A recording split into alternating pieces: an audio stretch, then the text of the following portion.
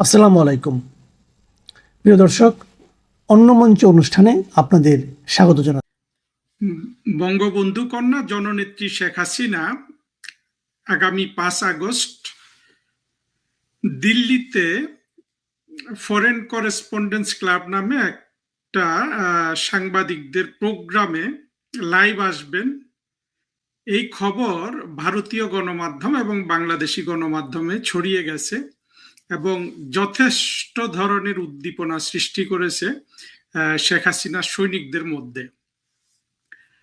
সাথে সাথে একই খবর কিন্তু এই যে 2024-এর জঙ্গি উত্থান যারা ঘটিয়েছিল তাদের বুকের কাঁপন কিন্তু বাড়িয়ে দিয়ে গেছে।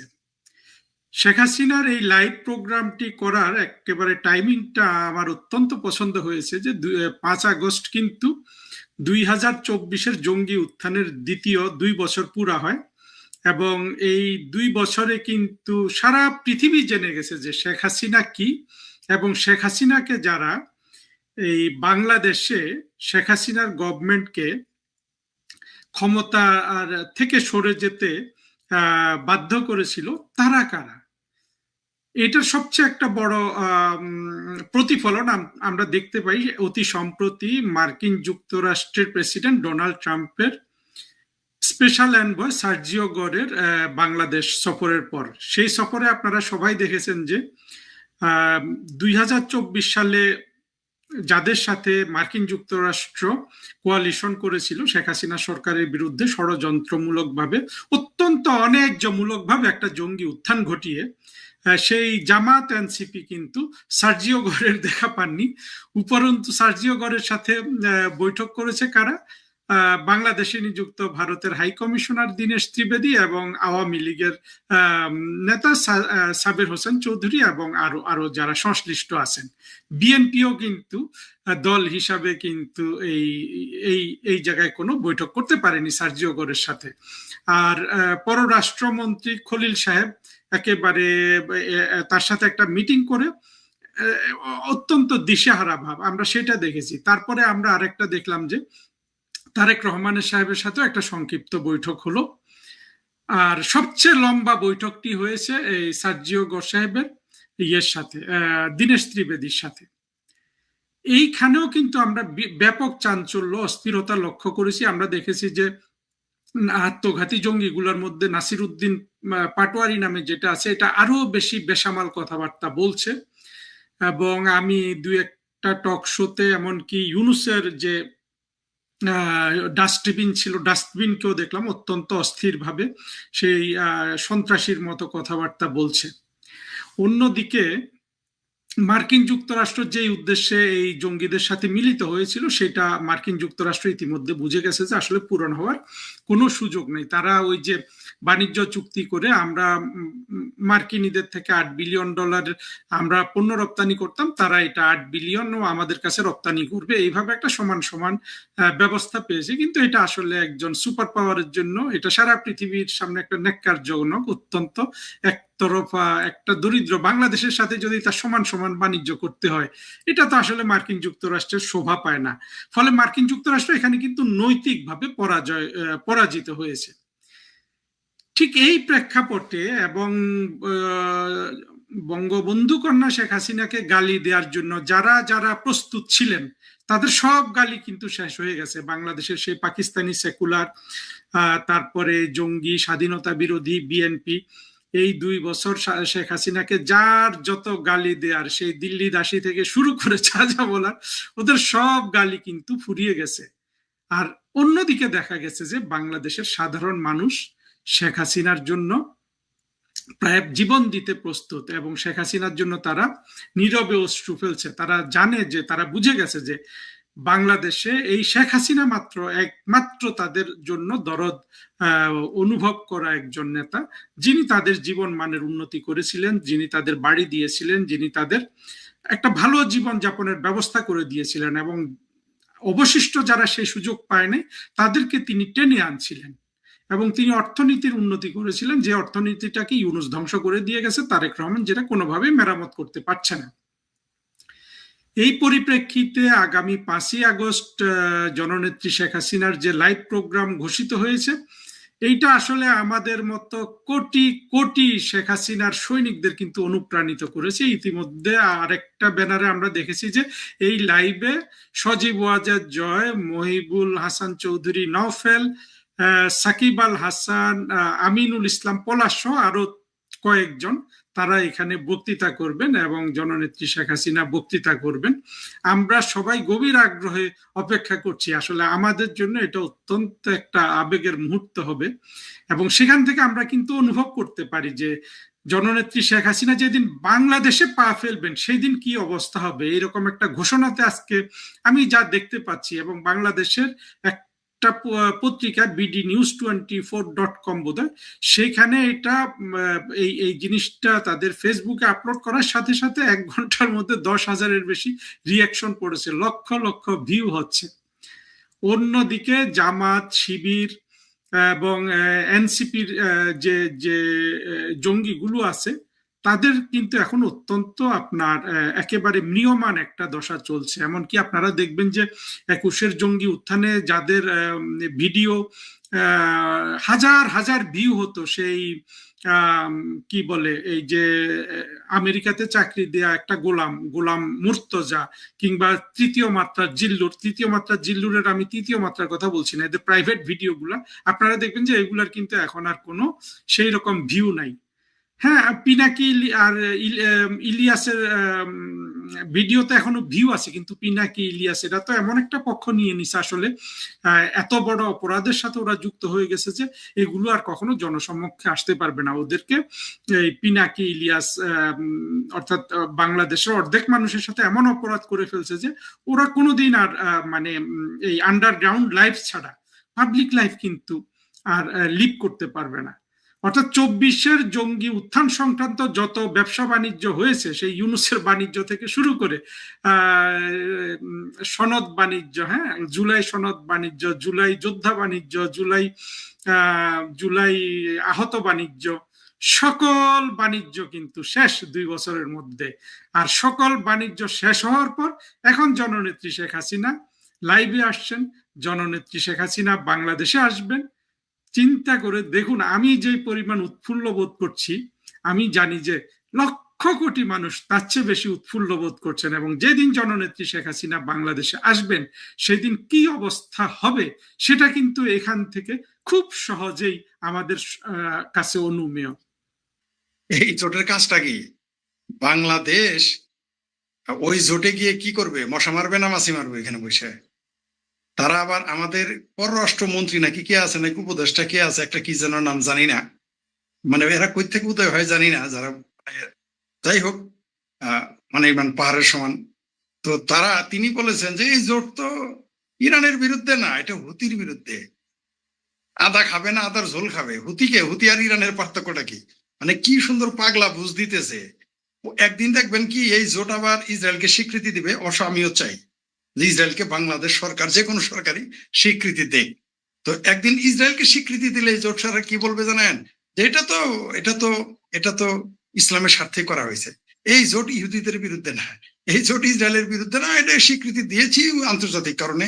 তারপরে ইহুদিরা হচ্ছে ইসলামী অনুযায়ী আহলে কিতাব, এরা ভাই ভাই, আহলে কিতাবি ভাই, এই জন্য এটা স্বীকৃতি দিয়েছি। বলেছিলাম তো ছলের অভাব হয় না, এদের ছল। মানে এই কি জোটে তো যেতে বাধ্য হয়েছে, কোনো উপায় নাই না গিয়ে। এই জোটে না গেলে ক্ষমতায় তো 5 মিনিট থাকতে পারবে না। এখন দেখবেন ইরানের বিরুদ্ধে এই জোট না, ইরান আবার কি বলেছে, যেটা আপনি বললেন যে তাদের বিরুদ্ধে যে জোট করেছে তারা সকলে হামলার শিকার হবে। স্বাভাবিক। জামাত, বিএনপি, হেফাজত, চামরানাই পীর, তাদের তো কিছু বলতে শুনতেছি না। তারা কি বলে এই জোটকে? এই জোট যদি এতক্ষণ ধরেন এই আমেরিকা ইসরায়েলের কথিত, যদিও বলে আর সামনে নেই, এই জোটে যদি এতক্ষণ আওয়ামী লীগ থাকতো না, তাহলে বাংলাদেশের প্রত্যেকটা মসজিদে এতক্ষণ খুতবার ছুটে খুতবার বন্যা বয়ে যেত। শুক্রবার লাগতো না, জুম্মাবার ছাড়াইয়ারা বয়ান দেওয়া শুরু করে দিত, খুতবা দেওয়া শুরু হয়েছে, আজকে নতুন জুম্মাবার, এটা বললে তারা শুরু করতো। তো এই যে ইরানের এই যে তুরস্কের ড্রোন বানাইছেন, তাও বিএনপির তারেক রহমানের বাড়ির উপরে, ভালো বগুড়ায় বানাইছেন, ভালো কথা। ইরানও বলেছে, খারাপ কি? এখন আর কোনো সমস্যা নাই। ভারত ইরানের পক্ষে কেন কথা বলে নাই এর জন্য বাংলাদেশের বামপন্থীরা চিৎকার চেঁচামেচি করেছে, বাংলাদেশের মুসলমানরাও সমালোচনা করেছে। এইবার বাংলাদেশি মুসলমান আর বাংলাদেশি বামেরা কোথায়? এইবার তো ইরানের পক্ষে সরাসরি জোটে গিয়েছে। আপনাদের মনে থাকার কথা যে আমি বলেছিলাম আওয়ামী লীগ ক্ষমতায় থাকতেই যে এই দেশ বিএনপি জামাতের সরকার এসেই ইসরায়েলকে স্বীকৃতি দিবে। এই তো অর্ধেক হয়ে গেছে, অর্ধেকের কাজ হয়ে গেল। একটু যদি এই সরকারটা ডিসেম্বরের পরে যদি আরেক ডিসেম্বর টিকে, তাহলে এই সরকার ইসরায়েলকে স্বীকৃতি দেবে। আবারও বলতেছি, ইসরায়েলকে বাংলাদেশ যে কোনো সরকার স্বীকৃতি দিক, আমি তার পক্ষে। আওয়ামী লীগ দিলে সবচেয়ে ভালো হয়, আওয়ামী লীগ সেই সাহস পাবে না, কারণ আওয়ামী লীগের ভিতরে হাজি বেশি, গাজী বেশি, নামাজি বেশি, তারপর আপনার মুর্শিদের সভাপতি বেশি, তাই আওয়ামী লীগ ওই সাহস পাবে না। আর আওয়ামী লীগ যদি ওটা করে, ওটা কুফরি হয়ে যাবে। বিএনপির জামাত জোট সরকারি ইসরায়েলকে স্বীকৃতি দিয়ে যাক, আমরা ওই দোয়াই করি, অন্তত একটা ভালো কাজ করে যাক। এই কাজটা আমরা বলতে, কারণ আওয়ামী লীগের পক্ষে সম্ভব না। কারণ আওয়ামী লীগের পক্ষে সম্ভব হলে বহু আগেই স্বীকৃতি দিয়ে দিত। তবে আপনি যেটা বললেন, ইরান যেহেতু হুমকি দিয়েছে, এখন এর আগেও তেলের জাহাজে আমরা দেখেছি যে কাউকে তারা ছাড় দেয় নাই, আমরা দেখেছি। তবে জেনে শুনে বিষ পান করলে কারোর কিছু করার নাই। আর দিন শেষে এই যুদ্ধটা শিয়া সুন্নি মুসলমানের যুদ্ধে নামবে, এটা আপনি নিশ্চিত থাকেন, অলরেডি হয়ে গেছে।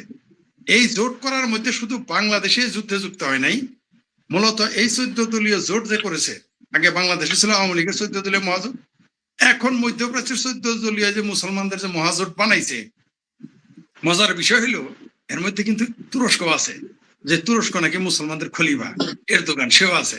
এরা দেখবেন এই জোটটা দেখবেন দিন শেষে শেষ মুহূর্তে আরবে শিয়া সুন্নি যুদ্ধে পরিণত হবে। ঠিক এর আগে যেমন সাদ্দামের ইরাক এবং হোমিনিদের ইরান যে যুদ্ধটা করেছিল, সেই দিকেই যাবে এই যুদ্ধটা দিন শেষে।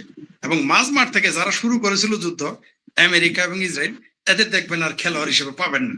এখন তারা খেলবে, মাঠে যারা দর্শক ছিল তাদের দিয়ে ফুটবল খেলাবে তারা, এবং তারা দেখবেন সরে গেছে অলরেডি গিয়া। পাকিস্তানকে যেই দিন পাকিস্তানের ফিল্ড মার্শাল আসিফ মনির যেদিন হোয়াইট হাউসে চা খেয়ে খাইয়েছিল এবং পিঠে থাপ্পড় দিয়ে বলে থাপ্পড় দেওয়াতে আসিফ মনির মনে করেছিল যে কর্তাই কইছে সুধীর ভাই, আনন্দের আর সীমা নাই, এটা আমাদের জামালপুরের প্রবাদ আর কি। মহা খুশি। তখন আমরা বুঝেছিলাম একেতে কোনো না কোনো কাজ করাবে, অলরেডি শুরু করে দিয়েছে। প্রথমে আফগানিস্তানকে হামলা করিয়েছে এই পাকিস্তান আসিফ মনিরকে দিয়ে, এখন ইরানে হামলা করাবে। এবং এই জোটের মূল নায়ক পাকিস্তানকে ধরা হচ্ছে। সৌদি আরব মাশাআল্লাহ এদের আনতে এরা বাধ্য, কারণ এদের কাছে টাকা আছে, পয়সা আছে। আর সৌদি আরব টাকা দিবে, $1 দিবে, আমেরিকা ডলার দিবে, আর পাকিস্তান ডলার পেলে নিজের মায়ের বেঁচে ফেলতে পারে। সুতরাং তার পক্ষে সবই সম্ভব। এটা আমার কথা না, এটা আমেরিকার বিচারক বলেছে। এবং ইমরান খান বলেছিলেন যে আমেরিকা টাকা দিলে পাকিস্তানিরা ডলার পেলে মায়েরও বেঁচে ফেলে। এটা আমার কথা না, এটা অন্যদের কথা। তো এই যে শুরু হয়ে গেল এই জোটটা শেষ মুহূর্তে শিয়া ভার্সেস সুন্নি, সুন্নি ভার্সেস শিয়া, এই যুদ্ধ চলমান থাকবে, চলতেই থাকবে।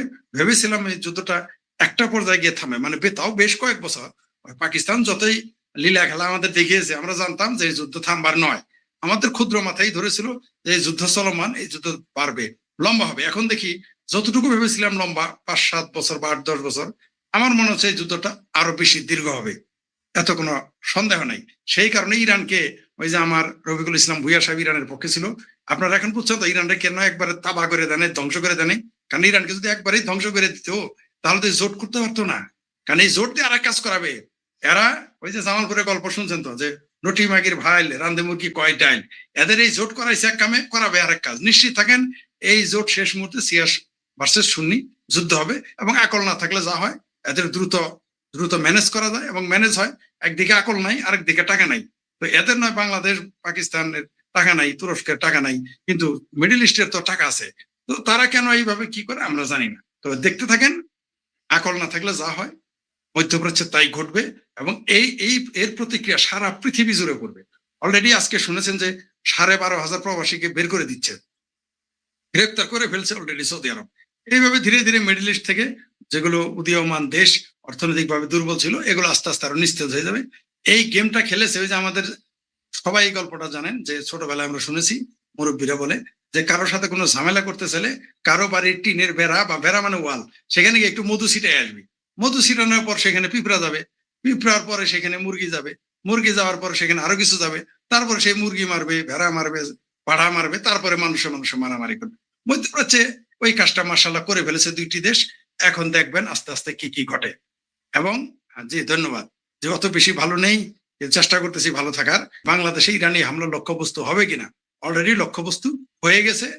কারণ ইরান বুঝে ফেলেছে যে বাংলাদেশ পাকিস্তান যত কথাই বলুক, দিন শেষে এরা সৌদি আরবের পক্ষে থাকবে। মানে এখন বাংলাদেশ এখন ইসরায়েলি আমেরিকান প্রোডাক্টে পরিণত, প্রোডাক্ট হলে তাও তো একটা ইজ্জত থাকলো, তাদের গোলামে বা গোলামে পরিণত হয়েছে। উপরে ফিট পাটেবের ভিতরে সদরঘাট হয়ে গেছে। আপনি দেখতে পারবেন দিন শেষে এই যুদ্ধটা এরা ইসরায়েলকে তো স্বীকৃতি দেবেই, আবার আব্বাও ডাকবে ইসরায়েলিদের। ইসরায়েলকে তো স্বীকৃতি দেবেই, আবার আমেরিকাকে আব্বা ডাকবে। দেখেন এখানে আপনি ঠিকই বলেছেন যে বাংলাদেশের মুসলমানরা এখন ইসরায়েলি প্রোডাক্ট হয়ে গেছে মতান্তরে। আর মুসলেকা পররাষ্ট্রমন্ত্রী বলেছে যে সৌদি আরবের ডাকে আমাদের যেতেই হবে। কিন্তু সৌদি আরব কিন্তু আমাদের ডাকে আসবে না। আমরা সৌদি আরবের ডাকে যাচ্ছি, সৌদি আরব কিন্তু কোনোদিন আমাদের ডাকে আসে নাই। সৌদি আরব আর পাকিস্তানের একটা এগ্রিমেন্ট হয়েছে, প্রতিরক্ষা চুক্তি হয়েছে।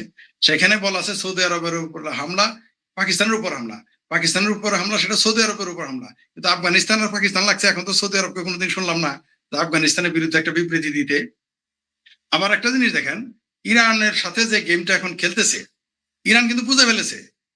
ইরান কিন্তু এমন না যে ইরান এটা বুঝে নাই, জানে নাই। দিন শেষে যখন কাফের মারতে যায় তখন সব মুসলমান এক হয়ে যায়, কিন্তু যখন আবার মুসলমান লাগে তখন কিন্তু কে শিয়া, কে সুন্নি, কে দেওবন্দি, কে বেরেলবি, কে মাজারি, কে অমাজারি, কে লামাজাহাবি, কে মাজাহাবি, এগুলো কিন্তু লেগে যায় নিজেরা। দেখতেই পাচ্ছেন এখন এই যুদ্ধটা দীর্ঘস্থায়ী হবে।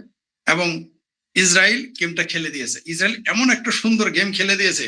বুদ্ধি তারা তো শুধু শক্তিতে আগে নয়, তারা বুদ্ধিতেও আছে।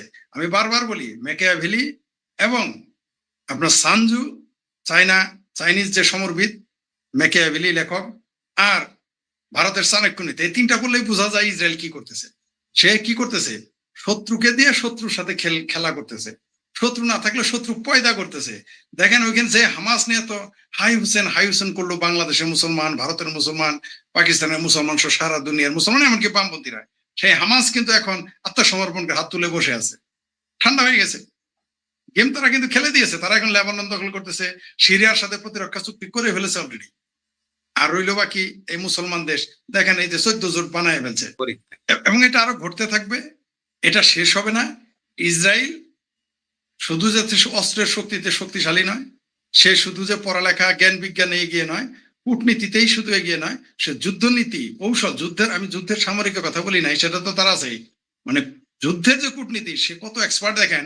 বাংলাদেশ পাকিস্তানকে সে কিভাবে তার পক্ষে কাজ করাচ্ছে, কিভাবে কি কৌশলে মুসলমানদের দিয়ে কাজ করাচ্ছে, এবং এটা ঘটবে, এটাই স্বাভাবিক। এগুলো এখন বুঝাইতে পারবেন না। ইসরায়েল আর এই যে 2023-এর 7ই অক্টোবরের সেই হামাসের সন্ত্রাসী কর্মকাণ্ডর পরে ইসরায়েল যাদের উচ্ছেদ করবে, এটা আমরা তখনই বলেছিলাম। বলার কারণে আমাদেরকে কাফের ইহুদি দালাল বললো, কিন্তু আমরা যা দেখতেছিলাম তাই বললাম, এখনো বলে রাখছি। এই যে মুসলমানদের যে 14টা দেশের জোট, এই জোটটা দিন শেষে ইরানের বিরুদ্ধে কাজ করবে। এবং দেখবেন এই পাকিস্তান ইরানে হামলা করবেই। ইরান বাংলাদেশে হামলা করবে কিনা তা জানি না, কিন্তু সে পাকিস্তান ইরানে হামলা করবেই, লাগবে। এই হুতি মারতে মারতে ইরানের সাথে লেগে যাবে, কোনো সন্দেহ নাই। আর এই হুতিরা কারা আমরা জানি, হুতি এক ভাগ ইরানের দখলে, মানে তাদের যে সন্ত্রাসী গোষ্ঠী, আরেক ভাগ দুবাই এবং সৌদি আরবের দখলে। তো এখন মুখোমুখি কারা হবে, আপনি দেখেন কি করতে থাকে। তবে যুদ্ধ দীর্ঘস্থায়ী হবে নিঃসন্দেহে। আপনি যেটা বললেন, বাংলাদেশের মুসলমান, পাকিস্তানের মুসলমান এখন ইসরায়েলি প্রোডাক্টে পরিণত হয়েছে। জি ধন্যবাদ। আপনাকে আমি আজকে এখানে বলে রাখলাম, রেকর্ড করা থাকলো, 27 সালে নির্বাচন দিতে হবে, সেই দাবি আমেরিকা তুলবে। আমেরিকা হাত ছেড়ে দিয়েছে। আমি পান্না ভাই আপনাকে বলেছিলাম যে এরা তো, ইউনূস তো আমেরিকাকে দলিল দিয়ে গেছে, পজিশন দিতে পারে নাই। এখন আমেরিকা ব্যবসা করবে, শেখ হাসিনা সমতার ভিত্তিতে ব্যবসা করবে আমেরিকার সাথে। কেন, আমেরিকা তো আওয়ামী লীগের শত্রু না। এবং সার্জিও গোর যে বার্তাটা দিয়েছেন, আরেকটা কথা আমি আপনাকে বলছি, এটা আপনি চেক করে দেখুন। ঢাকায় মার্কিন দূতাবাসকে নির্দেশ দিয়েছেন তিনি, নির্দেশটা উনি দিয়েছেন 31 জুলাই আওয়ামী লীগের সঙ্গে যোগাযোগ বাড়ানোর জন্য। একই নির্দেশ তিনি দিল্লি মার্কিন দূতাবাসকে দিয়েছেন আওয়ামী লীগের সঙ্গে যোগাযোগ বাড়াতে। এগুলা কি ইঙ্গিত তো খুবই স্পষ্ট, খুবই পরিষ্কার। শেখ হাসিনা যেদিন আসবেন, ওনাকে সিওফ করবেন একাধিক পশ্চিমা কূটনীতিক, সেখানে সার্জিও গৌরব থাকবেন, কার্যকর থাকবেন। সেখানে সার্জিও গৌরব থাকবেন। সারা দেশে বোমা এবং বোমা সদৃশ নানান ধরনের বস্তু উদ্ধার হচ্ছে। সবচেয়ে বড় কথা হচ্ছে সাভারে সম্ভবত প্রেসার কুকার আকৃতির বড় বোমা পাওয়া গেছে এবং এটি রিমোট কন্ট্রোল যুক্ত ছিল, পুলিশ যেটি জানিয়েছে। এবং এইসব ঘটনাকে কেন্দ্র করে সারা দেশে সতর্কতা জারি করেছে পুলিশ। আসলে বিহাইন্ড দ্য স্ক্রিন কি ঘটতে যাচ্ছে, বিশেষ কিছু নাকি এগুলো গতানুগতিক যা ঘটে তাই? অনেক অনেক ধন্যবাদ। দেখুন, বাংলাদেশের যে সন্ত্রাসের যে ট্র্যাক রেকর্ড আমরা যেটা জানি, সেই সন্ত্রাসের ট্র্যাক রেকর্ডে কিন্তু পাইপ বোমা পাওয়া যায়নি কখনো, বা আপনি যেটা বললেন যে প্রেসার কুকার বোমা, এটাও পাওয়া যায়নি। পাইপ বোমা এবং প্রেসার কুকার বোমা এটা শুধুমাত্র দুইটা জঙ্গি সংগঠন ব্যবহার করে। একটা হলো লস্করি তৈয়বা, আচ্ছা। আর একটা হলো আল কায়দা। সব থেকে অবাক জিনিস হলো যে আজকেই দেখলাম যে মেট্রো রেল স্টেশনের নিচে যে দুটো পাইপ বোমা পাওয়া গেছে, ওই পাইপ বোমা ঘটনাটার সময় সিসি ক্যামেরা বন্ধ ছিল। আচ্ছা। তাহলে নিশ্চয়ই জঙ্গিরা তো আর সিসি ক্যামেরা বন্ধ করে নাই। হুম হুম। এবং যে বোমার যে ধারাবাহিক ঘটনাগুলো ঘটছে, মানে আজকেই শুনলাম যে পাইপ বোমার সিসি ক্যামেরা বন্ধ ছিল, কিন্তু এরপর যে তাজপুরে বোমা পাওয়া গেল পেট্রোল পাম্পে, এটার কি হয়েছে কোনো ফলো আপ নাই। বা আরো কিছু জায়গায় বোমা উদ্ধার, এমনকি যে প্রেসার কুকার বোমা, এটা কি ফলো আপ? ফলো আপ তো আমরা জানি না। যেটা আমরা জানি, পুলিশ এই প্রথমবারের মতো সারা দেশে রেড অ্যালার্ট জারি করেছে। একটি বিশেষ ভাষা আছে ওই রেড অ্যালার্টে। ওরা বলছে পুলিশের যানবাহনকে লক্ষ্য করে সন্ত্রাসী হামলা হতে পারে। পুলিশের যানবাহনকে, আগে বলা হতো জনগণের জানমাল ইত্যাদি, এখন রেড অ্যালার্ট পুলিশের যানবাহন। তো পুলিশের যানবাহন তো হামলা আমরা 2024 সালে দেখেছি। আর সাম্প্রতিক সময় পুলিশের যানবাহন কোনো সন্ত্রাসী হামলার শিকার হয়নি, বা এই বোমাগুলো কোনোটাই তো আর রাজারবাগ পুলিশ লাইনেও পাওয়া যায়নি বা কোনো থানাতেও পাওয়া যায়নি। তাহলে পুলিশের কেন মনে হলো হুম যে হুম। সারা দেশে রেড অ্যালার্ট দিল, বলছে যে পুলিশের যানবাহনকে লক্ষ্য করে সন্ত্রাসী হামলা হতে পারে? এবং এটা পুলিশ তখনই বললো যার ঠিক 48 ঘন্টা আগে মিস্টার সার্জিও গোরের সফরের সময় 30 জুলাই হুম মার্কিন হুম। যুক্তরাষ্ট্র যে ট্রাভেল অ্যাডভাইজারিতে আমাদের যে 3 নম্বর ছিল সেটাকে র্যাঙ্ক লোয়ার করেছে, নামিয়ে দিয়েছে 2 নম্বরে। তো সার্জিও গোর আসলেন, পররাষ্ট্র প্রবাসী পররাষ্ট্রমন্ত্রী খলিলুর রহমানকে টেক্সট করে সুসংবাদটাও দিলেন যে এটা নামানো হয়েছে। 31 জুলাই কি হলো আমরা তো জানি না। 30 জুলাই রাতেও কি হলো আমরা জানি না। অফিসিয়ালি গণমাধ্যমে নাই, আমরা দেখছি এখানে সেখানে ঠিকই সব মিটিং হয়েছে কাদের সাথে। কিন্তু তারপরেই পুলিশের মনে হলো যে এখন সারা বাংলাদেশে রেড অ্যালার্ট জারি করতে হবে, পুলিশের যানবাহনে সন্ত্রাসী হামলা হবে।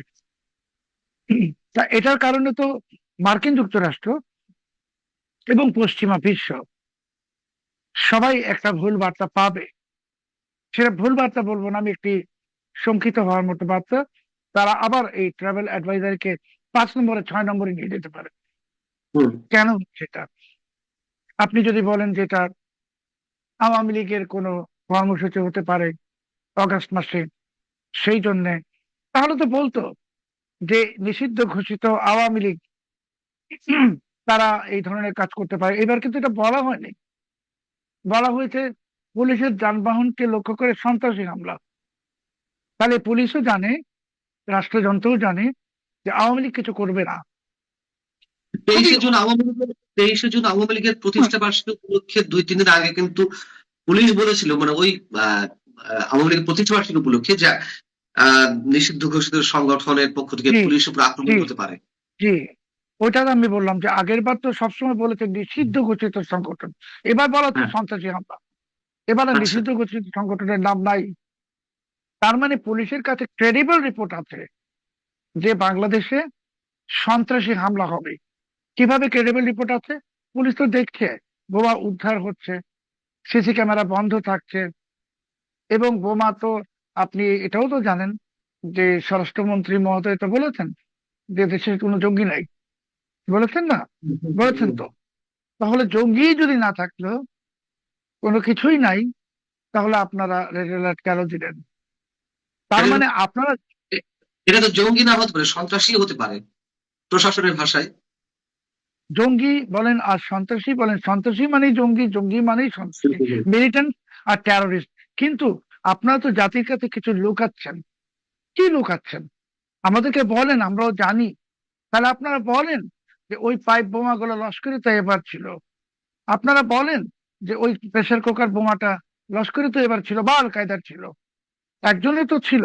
এটা তো আর বাংলাদেশি কোন সন্ত্রাসী গোষ্ঠীর কাজ না। বাংলাদেশি সন্ত্রাসী গোষ্ঠী সাধারণত ক্রুড বোমা বানায়, মানে যেটাকে বলা হয় ককটেল ইত্যাদি। কিন্তু এই ধরনের আধুনিক বোমা বানানোর প্রযুক্তি আমাদের আহ, জঙ্গি গোষ্ঠীর কাছেও নাই। এটা একেবারেই লস্করে তৈয়বার প্যাটার্ন। এখন লস্করে তৈয়বা কি? লস্করে তৈয়বা হলো পাকিস্তানি আইএসআই এর মদতপুষ্ট একটি জঙ্গি সংগঠন, যারা ভারতে হামলা চালায়, মুম্বাইতে হামলা চালিয়েছে। আপনি জানেন যে হোটেলে যে হামলা হয়েছিল লস্করে তৈয়বা। তাহলে এখন আপনারা আমাদেরকে আসলে কোন জায়গায় নিয়ে গেছেন? ইউনূস জমানাতে 18 মাসে যে সবকিছু খুলে দেওয়া হয়েছিল, পাসপোর্টে সরি ভিসা খুলে দেওয়া হয়েছিল, পাকিস্তান থেকে কিছু আসতে পরীক্ষা করা হবে না, এই সময় কি ঢুকে গেছে? আমাদেরকে বলেন, আমরা জানতে চাই। কারণ আমরা তো জাতি হিসাবে, পুলিশ যদি আক্রান্ত হয়, পুলিশের যানবাহন আশেপাশে তো আমাদের লোকজন আক্রান্ত হতে পারে, আমরা তো পুলিশের সঙ্গে বসবাস করি, পুলিশরাও তো আমাদের সঙ্গেই বসবাস করে। তাহলে কেন বলছেন না? কিছু একটা আপনারা লুকাচ্ছেন। সেই লুকানোটা কি? আর না হয় আমি ধরে নিব যে সার্জিও গোরের যে সফর হলো, সেটাতে আপনাদের যে প্রত্যাশা ছিল, সেই প্রত্যাশাটা পূরণ হয় নাই। সার্জিও গোর এসে এমন কিছু অপ্রীতিকর, এমনকি কালকে হুমায়ুন কবির তিনি উপদেষ্টা, তিনি কিন্তু পররাষ্ট্র বলেছেন, জি, তিনি বলেছেন সার্জিও গোর এসেছিলেন অনুসন্ধান করতে। শব্দটা কিন্তু উনি বলেছেন অনুসন্ধান, মানে ইনভেস্টিগেট। কি অনুসন্ধান করতে আসছেন সার্জিও, সেটাও তো আমরা জানতে চাইতে পারি। উনি কিন্তু বলেন নাই সার্জিও জানতে চেয়েছেন, বলেছে অনুসন্ধান করতে এসেছিলেন। কি অনুসন্ধান করতে আসলেন? যে এটাই, যে এত জঙ্গি উত্থান হচ্ছে কেন, এত বিভিন্ন পতাকা কেন উঠলো, আওয়ামী লীগকে কেন নিষিদ্ধ করে রেখেছো, অন্তর্ভুক্তিমূলক নির্বাচন নাই কেন, এগুলো হলো অনুসন্ধান। এখন পররাষ্ট্র উপদেষ্টা তিনি কিন্তু অফিসিয়ালি অন রেকর্ড বলেছেন সার্জিও ঘোষ এসেছিলেন অনুসন্ধান করতে। তাহলে তারপরে সার্জিও ঘোষ আপনারা যে ডিনারে আমন্ত্রণ জানিয়েছিলেন, যেটা কেউ তো বলছে না, সেই ডিনারে তো আপনারা কিছু লোককে ইনভাইট করেছিলেন। সেখানে তো আহ, গ্রাম প্রশাসনের অপছন্দের লোকরা ছিল ওই তালিকায়। সেই জন্য তো সার্জিও ঘোষ ডিনার অ্যাটেন্ড করেন নাই, সেটা বলেন না কেন? আমরা শুনতে চাই উনি ডিনারটায় যাননি কেন। আপনারা কাকে নিতে চেয়েছিলেন সেখানে? আপনার সেই মহামহিমকে কেন নিতে চাইলেন? মহামহিমের লোকদেরকে কেন নিতে চাইলেন? কি প্রেম ওনার আপনি সাথে আপনার? আপনি যদি খোলাসা করবেন যে কারা কাদের যাওয়ার কথা ছিল এবং কাদের কারণে সার্জিও ওই ডিনারে যেতে চাননি বিধায় সেটি বাতিল হয়েছে। ওই ডিনারে তো মহামহিম বলতে কে? মোহাম্মদ ইউনূস। হ্যাঁ, হ্যাঁ। ওই ডিনারে শফিকুল আলমের যাওয়ার কথা ছিল, ওই ডিনারে আসিফ নজরুলের যাওয়ার কথা ছিল, ওই ডিনারে আলী জাকেরের যাওয়ার কথা ছিল। তাহলে এই যে লোকগুলাকে আপনার দিচ্ছিলেন, এই জন্যই তো সে ডিনার অ্যাটেন্ড করে নাই। ডিনার অ্যাটেন্ড করে নাই, না করে সে ফিরে গেছে। ফিরে গিয়ে সে যে ওয়েস্টিন হোটেলে, আমি মানচিত্রের অনুষ্ঠানে আগে বলেছিলাম, আপনার যদি মনে থাকে, যে সার্জিও গোর এসে ব্র্যান্ড স্টেশনের বাসভবনে উঠবেন না, উনি ওয়েস্টিন হোটেলে উঠবেন। তো ওয়েস্টিন হোটেলে তো উনি ডিনার করেছেন। করার পর তো সেখানে আওয়ামী লীগের লোকদের সঙ্গে মিটিং হয়েছে, জাতীয় পার্টির জিএম কাদের সঙ্গে মিটিং হয়েছে। এমন তারপরে তো উনি জামাতের সঙ্গে মিটিং করেন নাই, উনি এনসিপির সঙ্গে মিটিং করেন নাই। কেন করেন নাই? সমস্যাটা কোথায় হলো? আপনারা তো এটা লুকাচ্ছেন আমাদের কাছে। পরের দিন যে দীনেশ ত্রিবেদীর সঙ্গে 1 ঘন্টা বৈঠক হলো, 1 ঘন্টা রুদ্ধদ্বার। যে বৈঠকে এমনকি ব্রায়ান ক্রিস্টেনসেনকেও অ্যালাউ করা হয় নাই। তারপরে ব্রায়ান ক্রিস্টেনসেন এই বৈঠকের পরে সার্জিও গোরের সাথে দীনেশ ত্রিবেদী ওই দিন বিকেলেই 31 জুলাই ভারত চলে গেছেন। আমি ভারতের সাংবাদিকদের সাথে বা বিভিন্ন জায়গায় যোগাযোগ করে যতটুকু জানতে পেরেছি, ওই বৈঠকে খুবই গুরুত্বপূর্ণ বিষয় কিছু আলোচনা হয়েছে এবং সেই আলোচনার পরিপ্রেক্ষিতেই দীনেশ ত্রিবেদী ভারত গিয়েছিলেন। এবং সেই আলোচনার একটি ছিল 5ই অগস্ট শেখ হাসিনা একটি সংবাদ সম্মেলন করবেন, যেটাতে মার্কিন যুক্তরাষ্ট্র সম্মত। যার কারণে দীনেশ ত্রিবেদী গেলেন 31 তারিখ। 1 তারিখে ঘোষণা আসছে শেখ হাসিনা ফরেন করেসপন্ডেন্স ক্লাবে এবার সংযুক্ত হবেন, উনি এবার রেকর্ডেড ভার্সন বাজাবেন না। তো আপনারা তো আমাদের কাছে লুকাচ্ছেন ক্রমাগত। কি লুকাচ্ছেন? যে আমেরিকা আপনাদের হাত ছেড়ে দিয়েছে, এটা তো আমরা জানি। আমরা তো বারবার বলেছি মানচিত্রে যে ব্যবহার শেষে টয়লেট পেপারের মতো ছুঁড়ে ফেলবে। তো আপনারা বলুন যে আপনাদেরকে ছুঁড়ে ফেলেছে, আমরা আপনাদের তো সাথে আছি। আপনারা যে ভুলগুলো করেছেন সেটা স্বীকার করেন, 3 গুণ দামে এলএনজি কেনা বন্ধ করেন। কারণ আপনাদেরকে তো আর আমেরিকা রাখতেছে না, বাদ দিয়েছে। এখন ভারত আমেরিকা একই অক্ষে চলে আসছে, সাথে রাশিয়াও আছে।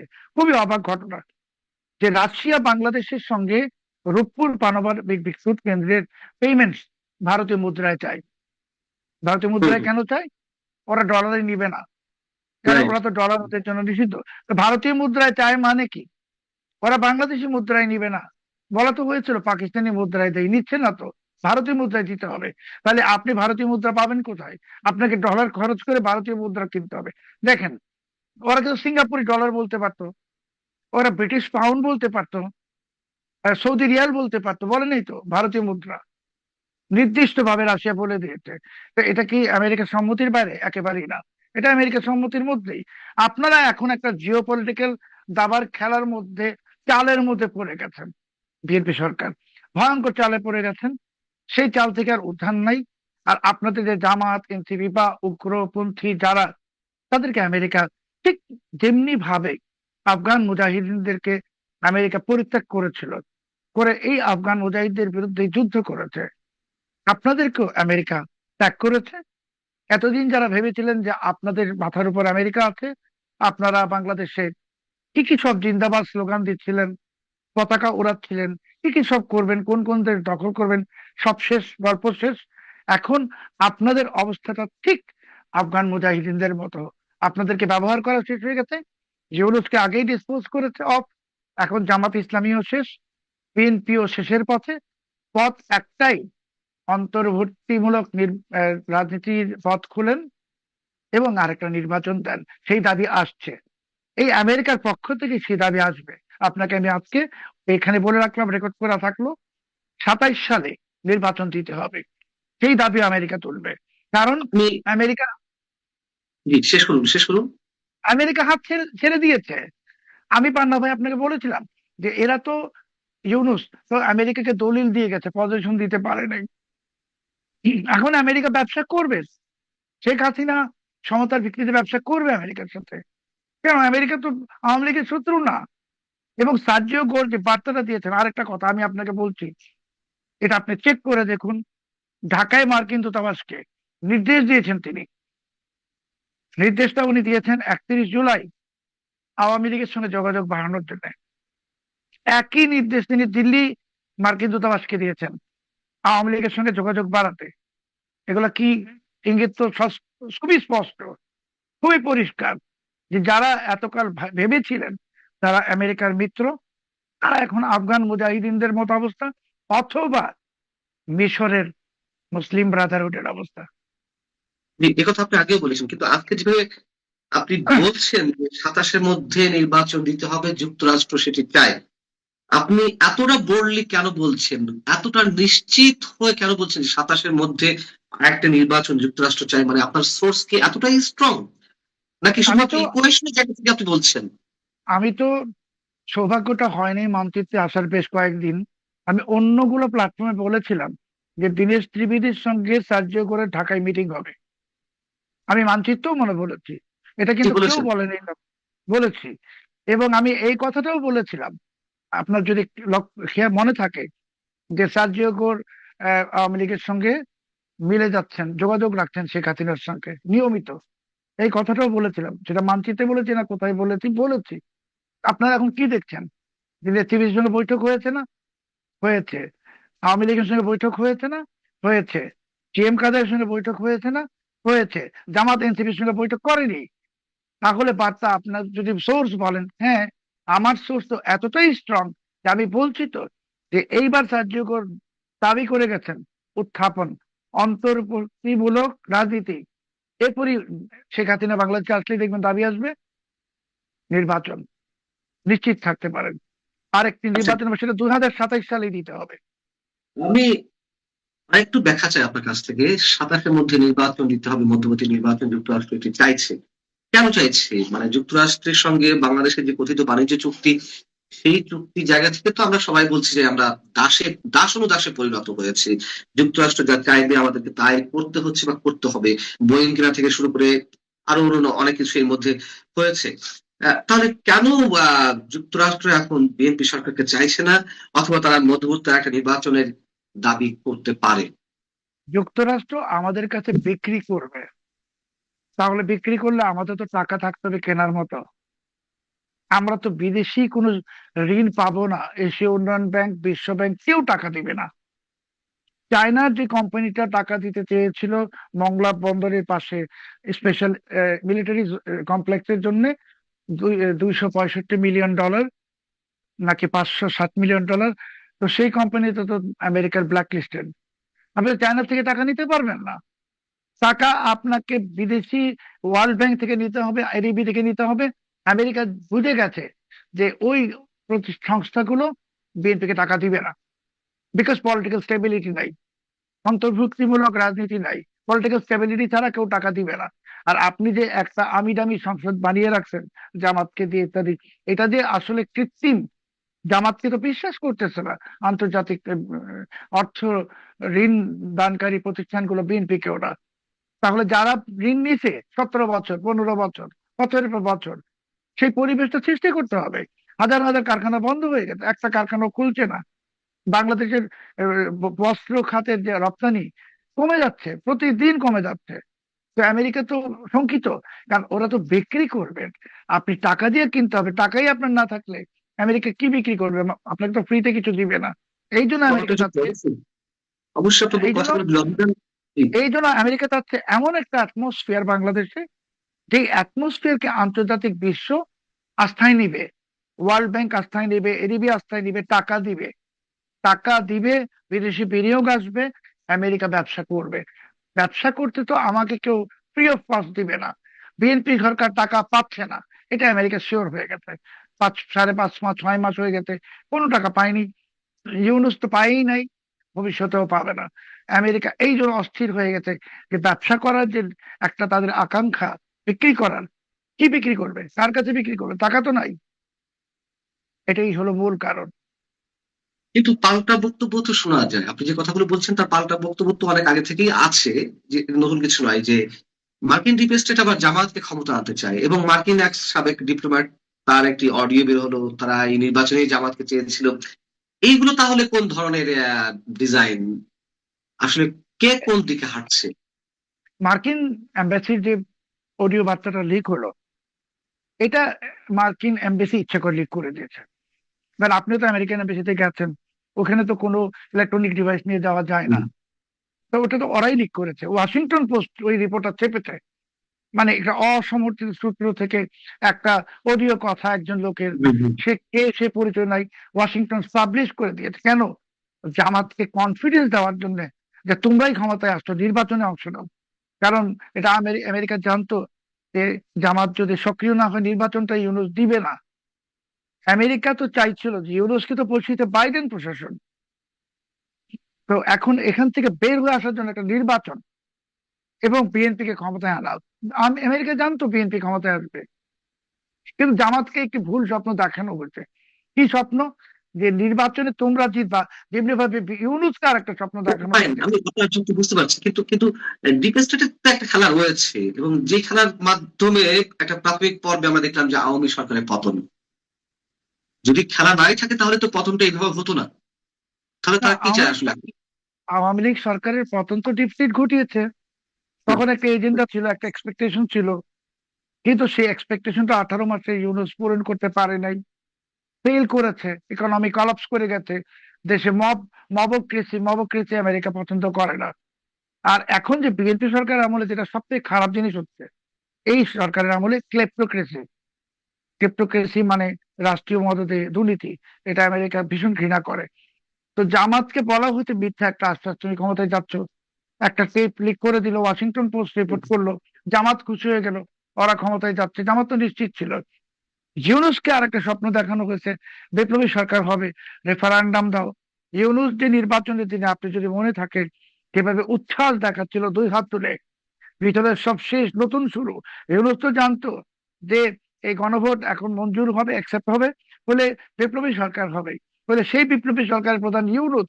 ইউনুস কি বিএনপি নির্বাচনে জিতবে বা আহ, বিজয়ী হবে, সরকার গঠন করবে, এটার জন্য কি ইউনুস উচ্ছ্বসিত হবে? কখনোই না। ইউনুস তো নিশ্চিত ছিল যে জামাত ক্ষমতায় আসবে, এবং জামাত ক্ষমতায় আসলে ওই রেফারেন্ডাম বা গণভোটকে বাস্তবায়ন করে বিপ্লবী সরকার হবে। এটার জন্য ইউনুস 2 হাত তুলে উচ্ছ্বাস প্রকাশ করছিল। এত উচ্ছ্বাস ইউনুস নোবেল পুরস্কার পাওয়ার পরেও প্রকাশ করেনি। কিন্তু তা ঠিক, তা ঠিক। আমেরিকা ওইখানেই খেলে দিয়েছে। আমেরিকা ওইখানেই খেলে দিচ্ছে যে বিএনপি কে ক্ষমতায় নিয়ে আসছে যখন, তখন তো জামাত হতাশ, আর ইউনুস তো শেষ। বিশেষ করে যখন সংসদে বলা হলো রেফারেন্ডাম হবে না, এমনকি যে দুটো শপথ নেওয়ার অপশন, সংসদ সদস্য হিসেবে আরেকটা কি যেন সংস্কার কি কি যখন বিএনপি নিল না, তখন তো ইউনুস বুঝে গেছে সব শেষ, তার আশার প্রদীপ নিভে গেছে। আর ইউনুসের তো আমেরিকা থেকে এখন কিছু করার নাই, সরকার তো তার বিরুদ্ধে সরকার আমেরিকাতে। এখন বাংলাদেশে অন্তর্ভুক্তিমূলক নির্বাচনের পরিস্থিতি সৃষ্টি হবে 2027 সালে, আরেকটি নির্বাচন হবে। এটা বিএনপি চাক কি না চাক, আমি শুধু এইটাই বললাম যে হুমায়ুন কবির সাহেবের বক্তব্যটাকে আপনি তো অফিসিয়াল স্টেটমেন্ট হিসেবে ধরতে পারেন। উনি তো বলেছেন যে সার্জিও আসছিলেন অনুসন্ধান করতে, তো ওইখানেই তো সবকিছু প্রকাশিত হয়ে গেছে। আমরা শেষ করবো। আহ, তবে আলোচনাটা যেখান থেকে শুরু হয়েছে সেই জায়গা থেকে প্রশ্ন করে, তাহলে এই যে সারা দেশে যে বোমা আতঙ্ক এবং পুলিশের রেড সিগন্যাল, আহ এটার সাথে সার্জিও বলে কোনো সম্পর্ক রয়েছে? এই বোমাগুলা আগে প্রথম দিকে হয়তো ঘটানো হয়েছে হ্যাঁ, সার্জিও সিম্পিথি পাওয়ার জন্য, আমার মনে হয়, যেটা আওয়ামী লীগও করেছে, যে আচ্ছা। জঙ্গি টঙ্গি হচ্ছে, মানে একটু যদি ভালো সম্পর্ক হতো, ডিনারটা খেত, ভালোবাসা থাকতো, তাহলে বলতো যে এগুলো দমন করব। কিন্তু যখন দেখছে সব উল্টায় গেছে, একদম কোনো কিছুই ঠিক নাই, পাশার দানটা উল্টে গেছে, তখন বলতেছে এখন এসে যে ওই বমে সিসি ক্যামেরা বন্ধ ছিল এবং রেড অ্যালার্ট জারি করা হয়েছে, এখন হলো তারা দিক ভ্রান্ত। কারণ সার্জিও এমন কিছু কথা বলে গেছে বিএনপি কে, এমন কিছু কথা, যে বিএনপির নেতারা যে এখনো আইসিইউ তে ভর্তি হয়ে যান নাই হার্টের সমস্যা নিয়ে, এটাতে আমি যথেষ্ট অবাক হচ্ছি। তবে আমি আপনাকে গ্যারান্টি দিয়ে বলছি যে সিদ্ধান্ত চেঞ্জ হয়ে গেছে। এবার নির্বাচন তো 27 সালে শেখ হাসিনাকে পাঠাবে ওরা, এবং অন্তর্বর্তীমূলক নির্বাচনের পরিস্থিতি হবে। আমি কালকে ফেসবুকে একটা পোস্ট দিয়েছি শেখ হাসিনা কিভাবে আসবেন। আপনাকে আজকে আরেকটা তথ্য দিচ্ছি, মানচিত্রের সম্মানিত দর্শকদের জন্য, এটা অন রেকর্ড থাকুক। শেখ হাসিনা যেদিন আসবেন, ওনাকে সিওফ করবেন একাধিক পশ্চিমা কূটনীতিক, সেখানে সার্জিও গড়া থাকবেন, সার্জিও থাকবেন। সেখানে সার্জিও গৌরব থাকবেন। আচ্ছা, আমরা জানি না আসলে রাজনীতির শেষ বলে কিছু নেই, কূটনীতির শেষ বলে কিছু নেই। আহ তবে আপনি বোমা আতঙ্ক নিয়ে যেটি বলছিলেন, লস্করে তয়বা বা পাকিস্তানের যে উগ্র জঙ্গিবাদী গোষ্ঠী, তাদের যে সম্পৃক্ততা অথবা তারা এই ধরনের বোমা তৈরি করে থাকে, তাহলে এটাকে আমরা রিলেট করবো কিভাবে? একদিকে জঙ্গিবাদী গোষ্ঠীর কথা বলছিল, আর একদিকে এক ধরনের নাটক যে সিম্প্যাথি পাওয়ার জন্য এই ধরনের বোমা টোমা রেখে দেওয়া এখানে সেখানে, মানে আসলে বিষয়টা কি? না, যখন ক্যামেরা বলছে বন্ধ হচ্ছিল, হ্যাঁ, সিসি ক্যামেরা বন্ধ ছিল, তাহলে আমি কি বুঝবো? সিসি ক্যামেরা বন্ধ তো সরকার রাখে, মানে সরকারকে পরিষ্কার করতে হ্যাঁ, হবে হ্যাঁ, আমাদের কাছে। যে সিসি হ্যাঁ, ক্যামেরা বন্ধ এক জায়গায় ছিল, প্রেসার কুকারের জায়গায় সিসি ক্যামেরা কোথায় গেল? বা ওই কাঁচপুর ব্রিজের যে পেট্রোল পাম্পে সেখানে কি হলো? সরকার তো বলছে না পরিষ্কার ভাবে কিছু। আমি যেটা বলতে চাচ্ছি যে যদি এই বোমাগুলো সিসি ক্যামেরা যারা বন্ধ করেছে তারা রেখে থাকে, তাহলে গল্পের স্ক্রিপ্ট একটা। হুম, হুম। আর যদি এটা লস্করে তৈয়বারা রেখে থাকে, তাহলে পুলিশ যে রেড অ্যালার্ট দিয়েছে সেটা তারই ধারাবাহিকতা।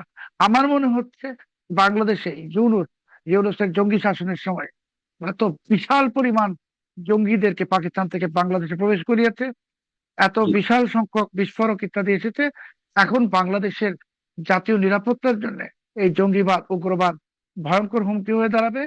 এবং এটা পুলিশ জেনে গেছে, রাষ্ট্রযন্ত্রও জানে।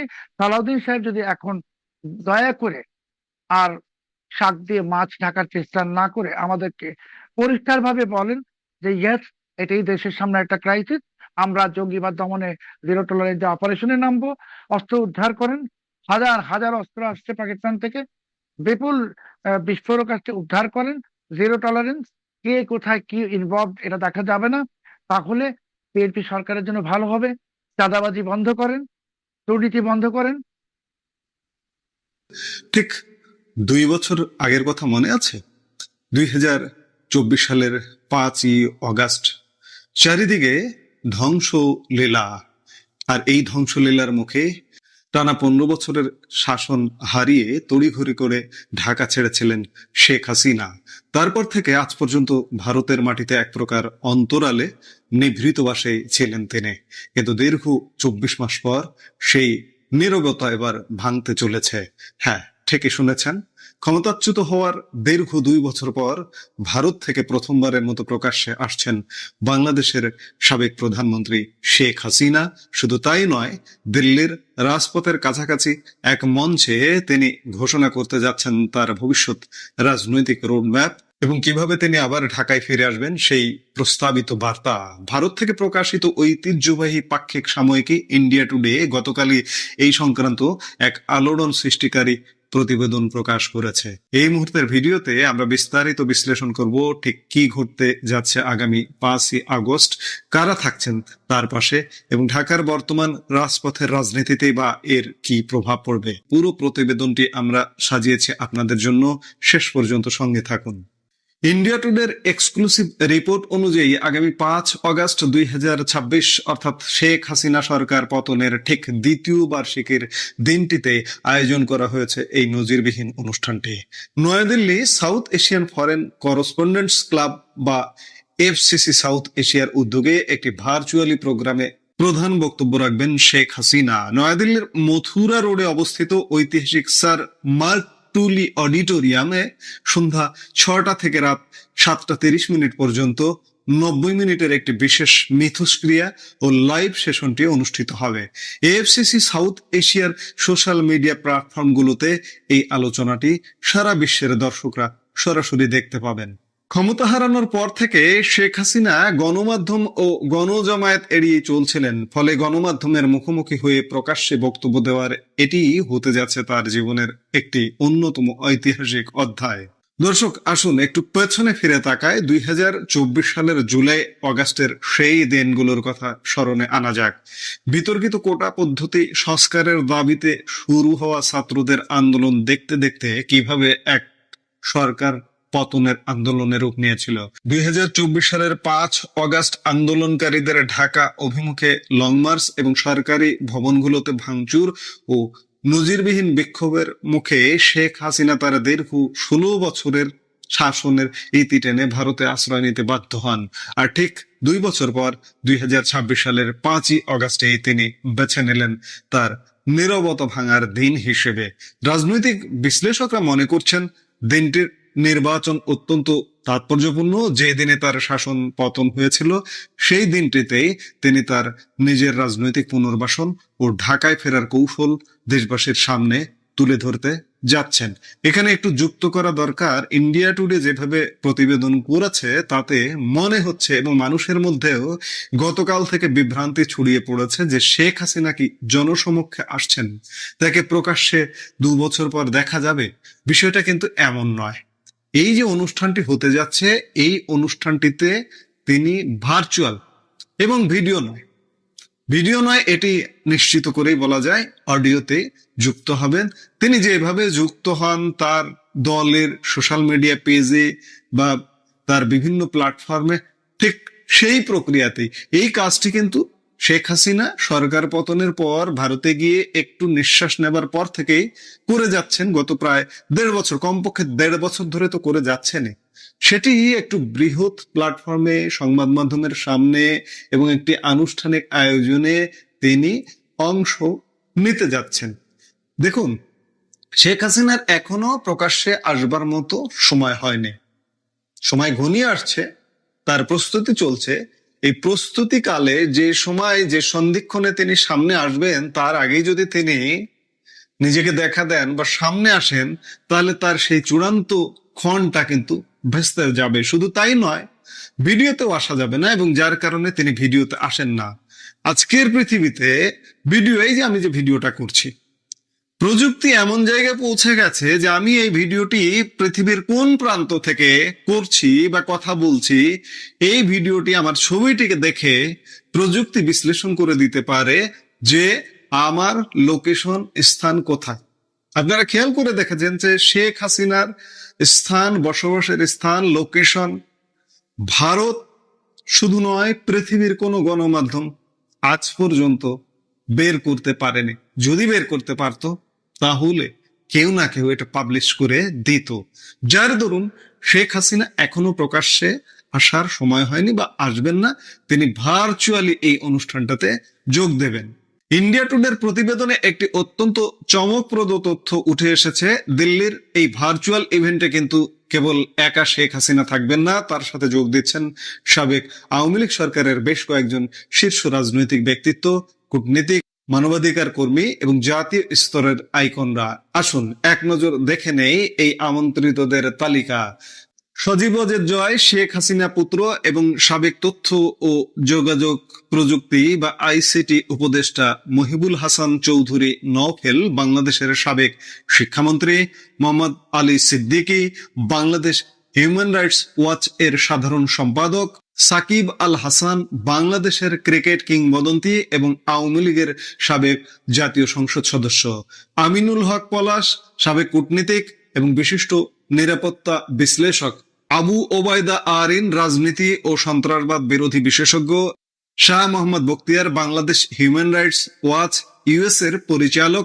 অনুষ্ঠানটির সভাপতিত্ব করবেন ডক্টর ওয়াএল আওয়াদ, যিনি foreign correspondents club of south Asia এবং international association of press clubs এর সম্মানীয় সভাপতি। একসঙ্গে এত প্রভাবশালী ব্যক্তিদের একই মঞ্চে আসা স্পষ্ট ইঙ্গিত দেয় এটি নিছক কোনো সাধারণ আলোচনা সভা নয়, বরং একটি সুসংগঠিত রাজনৈতিক উপস্থিতি জানান দেওয়ার পরিকল্পনা।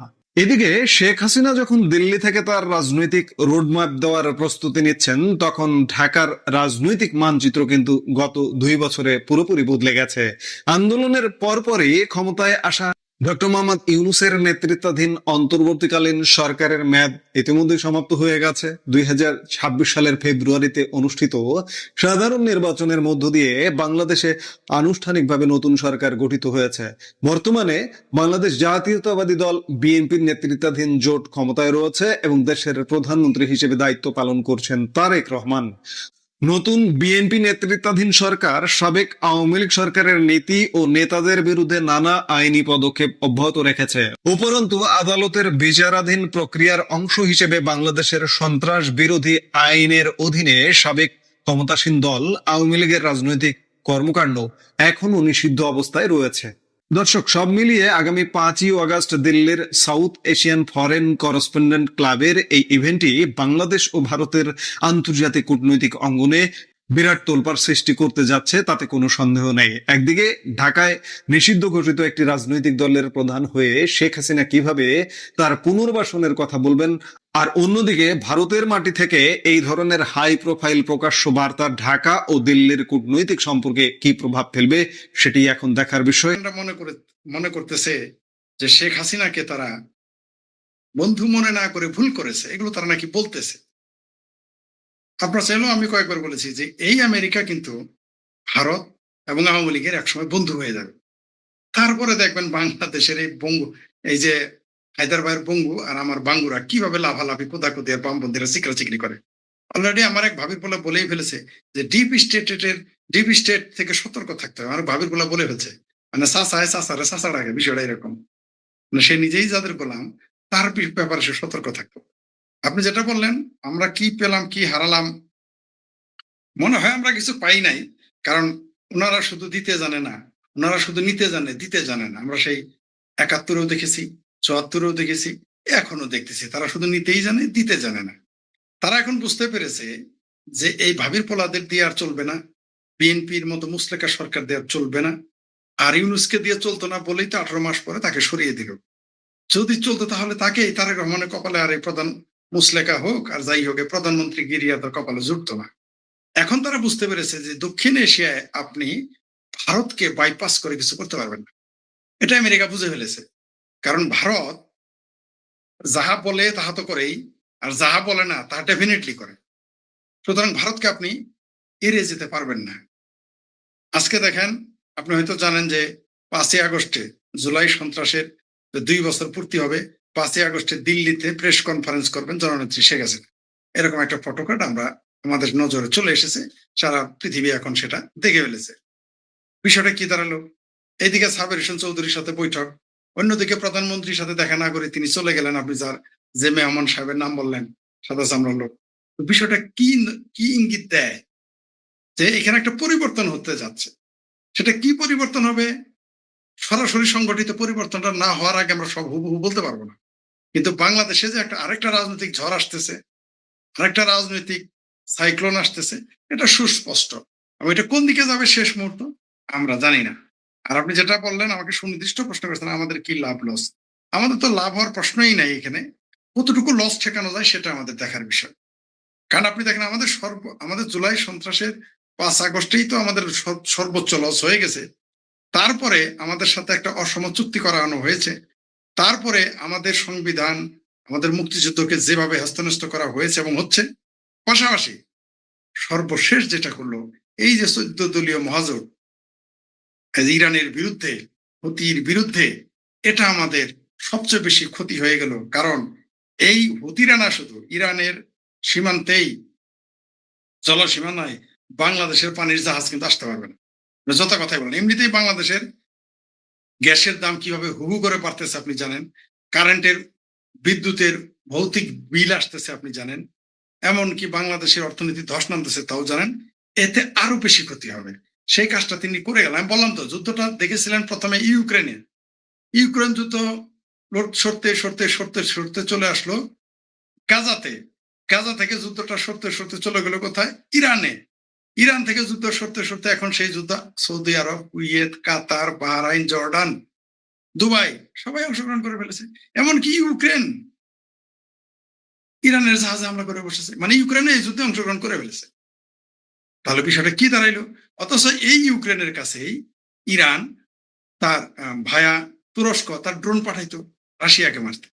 এখন সেই ইউক্রেন তার জাহাজে হামলা করেছে। মানে বিষয়টা কোন দিকে যাচ্ছে? যুদ্ধ হলো বেলুনের মতো, অর্থাৎ আপনি একটা বেলুনের ভিতরে বাতাস থাকে, আপনি যে জায়গায় ধরে চাপ দিবেন বাতাসটা সেখানে থাকবে না, আরেক দিকে চলে যাবে। যেই না হাতটা সরাবেন আবার সেখানেই বাতাসটা ফিরে আসবে। যুদ্ধটা এরকম, যুদ্ধ এদিকে চাপ দিবে বন্ধ হবে, আরেক দিকে চলে যাবে, আবার এটা খুলে দিবে, আরেক দিকে বন্ধ হবে। এইভাবেই যুদ্ধটা চলতে থাকে। এটা শুধু যে সাধারণ যুদ্ধ নয়, আমাদেরকেও এই যুদ্ধ অলরেডি সংযুক্ত করা হয়ে গেছে। আপনি যেটা বললেন আজকে ভারতের, যেটা আমাদের ভুইয়া সাহেব বললেন যে ভারতের সাথে যদি আমাদের আগের মতো সুসম্পর্ক থাকতো তাহলে কিন্তু এই জোটে নাও যাওয়া হতে পারতো, হয়তো বা যেত না বাংলাদেশ।